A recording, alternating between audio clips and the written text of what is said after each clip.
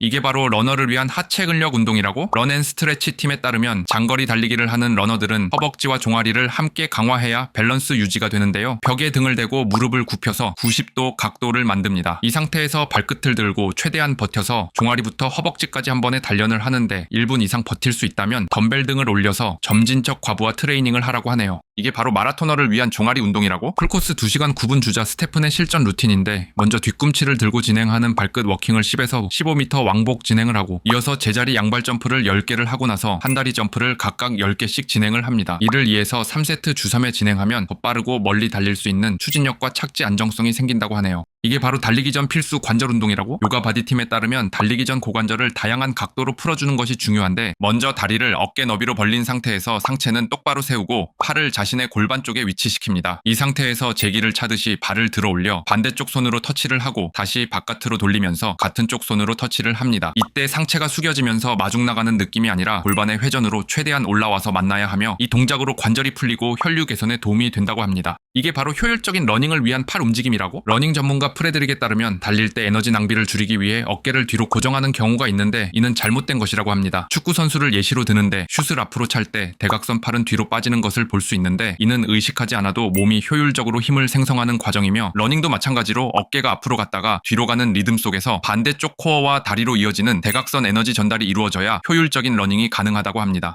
이게 바로 다리 저림 끝내는 스트레칭이라고? 펌 메릭이 알려주는 신경 스트레칭인데 바닥에 등을 대고 누운 다음 한쪽 다리를 들어서 무릎이 90도가 되도록 합니다. 두 손으로 허벅지 뒤를 감싼 상태에서 먼저 발끝을 당기고 다리를 완전히 펴니다. 이때 허벅지 뒤쪽 좌골신경 경로가 늘어나고요. 발끝을 다시 내린 다음 아래로 내리면서 원위치로 돌아옵니다. 이 동작을 좌우 각각 10번씩 진행하면 좌골신경의 긴장 완화에 효과적이라고 하네요. 이게 바로 효과적인 달리기를 위한 걷기라고? 마라톤 코치 페리가 말하길 많은 사람들이 뛰다가 멈추면 다시 뛸 때 더 힘이 들 것 같고 또 본인의 나약함을 자책하는 경우가 있는데 이는 잘못된 선입견이라고 합니다. 러닝 중간에 짧은 걷기는 근육과 관절 스트레스를 줄여서 오히려 장거리 훈련을 할 때 도움이 되며 실제로 코치가 지도한 울트라마라톤 우승자 캐롤라인은 4번의 계획된 걷기를 통해서 우승을 했다고 하고요. 단순히 지쳤으니 걸으며 쉬겠다는 마인드보다는 10분 트레이닝 중 9분 15초를 달리고 45초는 걷는다는 식으로 훈련을 계획해 놓으면 오히려 지속 가능한 러닝을 할 수 있다고 합니다. 이게 바로 빠른 페이스를 위한 햄스트링 운동이라고? 런스마터 팀에 따르면 햄스트링은 스윙 단계 후반부에 가장 많이 쓰여서 스프린터나 빠른 페이스 마라토너에게 중요한 근육인데 먼저 다리를 무거운 물체로 고정한 상태에서 무릎, 엉덩이, 어깨, 귀가 일직선이 되게 유지합니다. 이 상태에서 몸을 앞으로 기울이며 천천히 내려가는데 허벅지 뒤쪽이 늘어나는 것을 느끼면서 손으로 짚고 착지합니다. 이렇게 버티며 내려오는 구간만 활용하여 편심성 수축 위주로 트레이닝하면 햄스트링의 강도와 유연성이 동시에 개선된다고 합니다.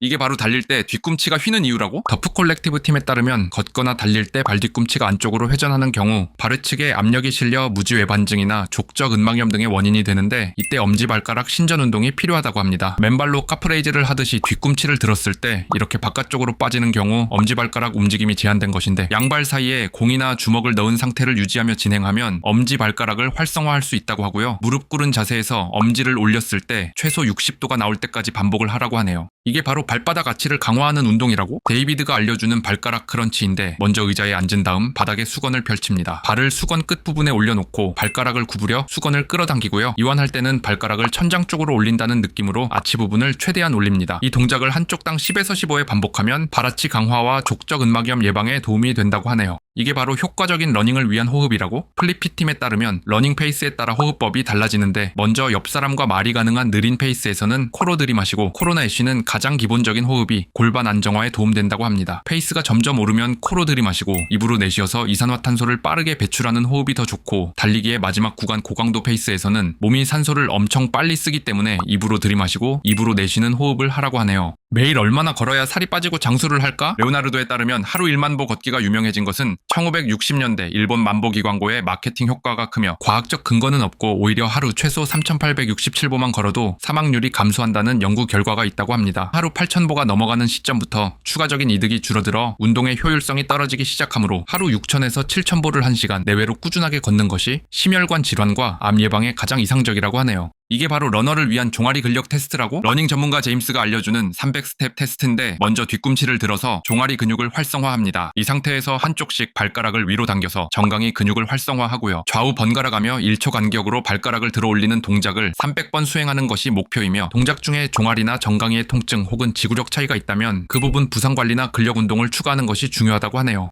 무릎 부상이랑 체중은 상관이 없다고? 러닝 전문가 프레드릭이 일반적인 상식을 뒤집는 이야기를 하는데 2020년 발표된 연구에서 과체중에서 비만인 러너가 정상 체중 러너보다 무릎 부상이 13%가 낮았다고 합니다. 총 2,600명이 참여했고 모두 같은 시간에 러닝을 했다고 하는데요. 가벼운 러너들은 그만큼 빠른 페이스로 달리는 경향이 있고 체중이 많이 나갈수록 속도를 천천히 달릴 수밖에 없었기 때문에 이러한 결과가 나타났다고 하고요. 결과적으로 체중에 상관없이 천천히 달리는 것이 부상 예방에 탁월하며 비만이라고 러닝을 포기할 이유는 없으니 용기를 가지라고 하네요. 이게 바로 지방이 잘 빠지는 달리기라고? GTN 팀에 따르면 러너에게 중요한 것이 유산소 능력을 향상시켜 지방 사용에 최적화된 몸을 만드는 것인데요. 우선 220에서 자신의 나이를 빼서 최대 심박수를 구한 뒤 이 수치에서 0.6에서 0.7을 곱하면 존2 구간 심박수가 나옵니다. 예를 들어 33살 기준 최대 심박수는 약 187이고 존2는 112에서 131 bpm입니다. 전체 훈련의 7-80%를 존2 심박수로 달리고 최소 3개월 꾸준히 하면 지방을 연료로 쓰는 체질로 바뀌어 체지방 감량에 효과적이라고 하네요.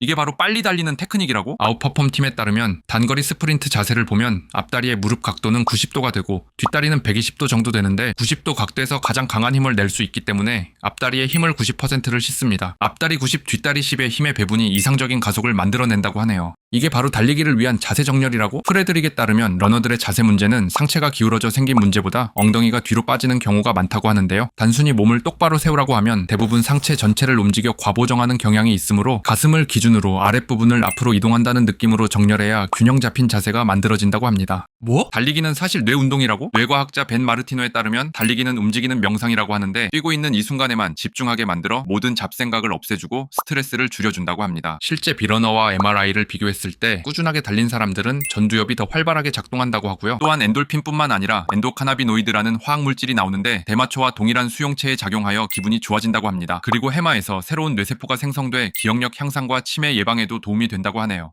이게 바로 감각을 활용한 달리기라고? 마라톤 핸드북 팀에 따르면 날씨나 피로도 등으로 매일 달라지는 컨디션을 무시한 채 페이스를 기준으로만 훈련하는 것은 비추천하며 RPE 기반 훈련을 병행하는 것이 좋다고 하는데요. RPE는 1부터 10까지 숫자로 자신이 느끼는 힘듦을 표현하는 것인데 1은 가벼운 조깅이고 10은 스프린트 같은 전력 질주가 해당되고요. 롱런은 RPE 2에서 3, 일반 러닝은 RPE 5, 인터벌은 RPE 9, 회복 조깅은 1에서 2 정도로 설정을 하며 페이스에 맞추려 애쓰기보다는 현재 몸이 느끼는 자극에 집중하면서 훈련하라고 하네요. 이게 바로 마라톤 대회 최고 기록 달성하는 방법이라고? 러닝 전문가 니클라스에 따르면 대회를 앞둔 러너들은 테이퍼링을 통해 최고의 컨디션을 만드는 것이 중요하다고 합니다. 4에서 6주 이상의 강도 높은 훈련으로 피로가 누적된 상태에서 훈련량을 41에서 60% 정도 줄이는 것인데 이때 장거리 인터벌과 LSD는 대폭 감소를 시키지만 짧은 인터벌과 템포러는 계속 진행해 빨리 달리는 감각을 잃지 않게 합니다. 러닝 빈도수는 그대로 유지를 하면서 매주 조금씩 훈련량을 줄여서 심신을 회복하는 것이 핵심이며 그동안 고강도의 훈련이 없었는데 테이퍼링만 하는 것은 오히려 대회날 기록 감축에 도움이 되지 않는다고 하네요.